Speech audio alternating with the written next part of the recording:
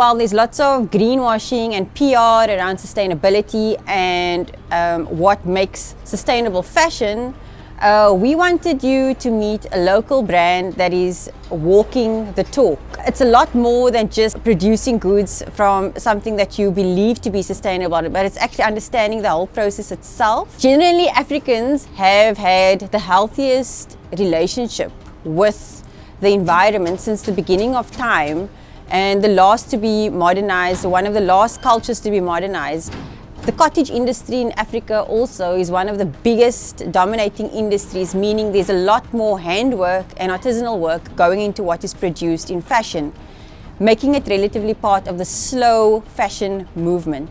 So today we are going to go around with Raihana from a brand named Morse, locally produced in Cape Town, to introduce the slow fashion movement and sustainable fashion movement made right here in Cape Town.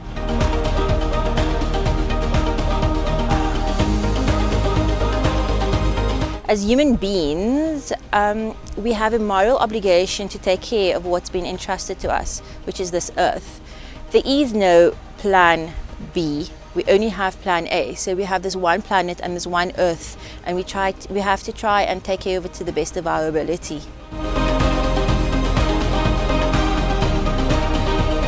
Our aim is to try and make ugly beautiful. So if you look at our products, you'll never think that it comes from a landfill.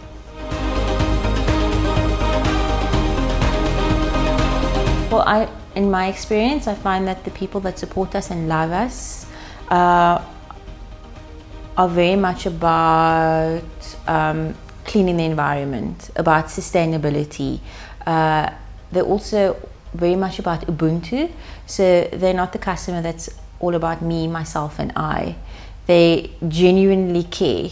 And this brand's ethos resonates with them, you know, the cleaning the environment, the skills development, the job creation, empowering the community, all of those boxes that are ticked genuinely resonates with our clients.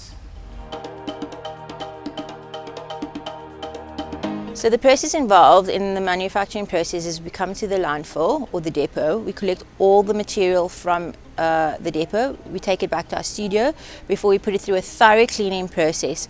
Once it's cleaned, thoroughly cleaned, we then hand cut, hand stitch and hand weave the products. So all the handmade products are made in our studio by refugees that work with us in our studio, and the machine stitched bags are outsourced to a woman in the Delft township, and she's an ex-factory worker who started a little cottage industry from her home, and when she has huge orders or large orders, she employs a few of the neighbors, unemployed neighbors. So that's basically our process. This is a handmade loom that's made with just 4 pieces of wood, and we've put it together with staples from our staple gun.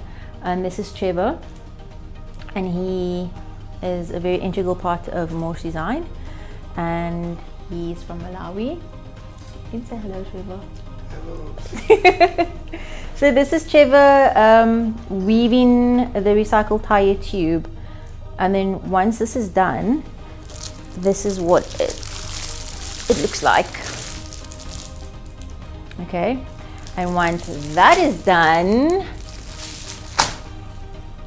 this is a unisex laptop bag. So this is one of the products that we manufacture from the weave and from the recycled tyre tube. So this is the final product. But as you can see, it's quite a process from inception to completion. I mean, from collecting it from the depot to bringing it back, cleaning it, then hand cutting, then hand weaving, then hand stitching the product. We are more about how are we impacting. So we look at how are we impacting the environment by collecting the tyre tubes and cleaning it. How many jobs are we creating?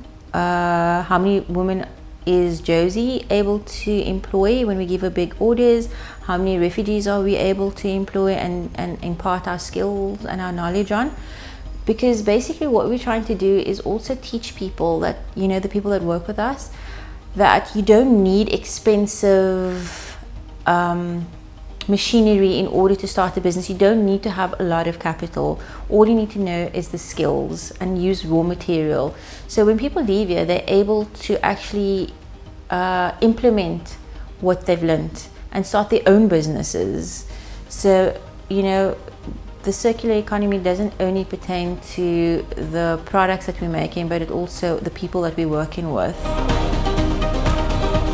So we have quite not a big export market, but our export market is growing, and the clients that we have there is what's keeping us alive, fortunately.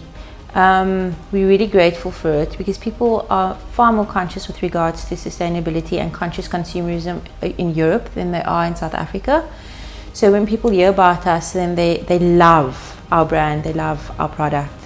And they love the fact that it's all handmade and hand-stitched, and that it comes from a depot, a landfill, and that we're able to turn something that was once just a piece of crap into something so beautiful.